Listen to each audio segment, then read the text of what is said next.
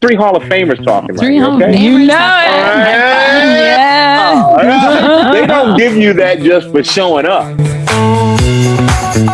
So now you're coming out with skincare line called Michael Strahan Daily Defense. Ooh. What made you want to get into skincare?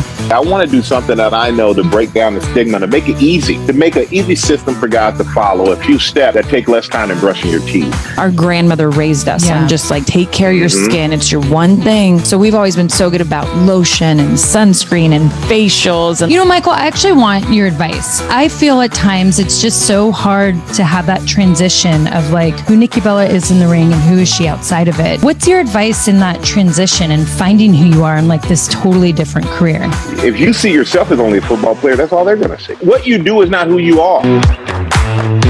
I feel at times it's just so hard to have that transition of like who Nikki Bella is in the ring and who is she outside of it. What's your advice in that transition and finding who you are in like this totally different career? Well, it's crazy because I had that same issue when I retired from football and I wanted to do other things. They don't see that you're smart and they have other interests and that you can do other things because it's like, oh, they were wrestlers. Oh, he's a football player. That you're almost dismissed for your other abilities outside of your athletic abilities. And for me, that was really tough when I first retired. And I was sitting with a producer and I said, well, I would, maybe I'll act, but I'm afraid when I walk in for the auditions that all they're going to see is the football player. If you see yourself as only a football player, that's all they're going to see. So I just started to go into these things like as if that life in a lot of ways never existed.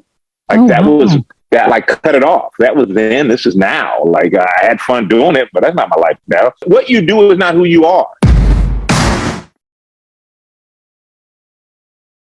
You're coming out with a skincare line called Michael Strahan Daily Defense. Ooh. What made you want to get into skincare? It's just a natural extension of what my life is now. And skincare is another thing for me because the grit and the grime of every day. And for me being on TV 5-6 days a week, I make sure I take care of myself. But I think for most men, it's like a stigma associated with taking care of your skin and skincare. And we've always had the kind of products that you kind of hide in the back and you don't display. And I just said, hey, I want to do something that I know to break down the stigma, to make it easy. Like it's an easy process for guys to wash your face and moisturize your face and take care of your beard or whatever, and the shave and the aftershave, like to make an easy system for guys to follow, a few steps that take less time than brushing your teeth. And I think men like things that are going to be easy and just quick. And that's what I decided to do because that's the way I like things to be done. So I only do tequila because tequila, I don't get hungover. I don't get anything from tequila. That's why I drink it too. Yeah, and I have fun. It's that upper. You just want to get crazy. Well, and you don't get a yeast gut. You know what I mean? Yeah. You know what? That's why I've never been a beer drinker. The whole yeast gut. And also when I was doing Magic Mike, the trainer was like, yo, you can't eat this. You can't do this. You can't do that. And you can't drink. And I'm like, okay, I can cut out the sugar. I can cut out the wheat, the bread. I don't care about that, but I got to drink.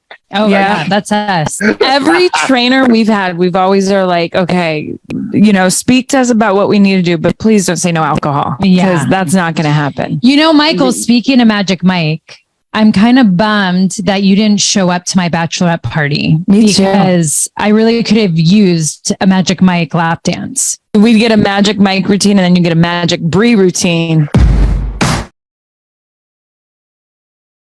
Well, the quote that I live by is when, not if. So I always think in terms of when. My dad never told me if.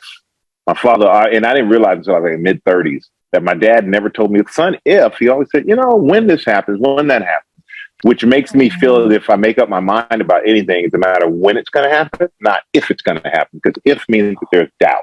Yeah, when means no doubt. I don't know if my dad consciously knew he was doing it. So I live in a world of when, not a world of if. So anything is a possibility in my mind if I really want it. And it can that's be powerful.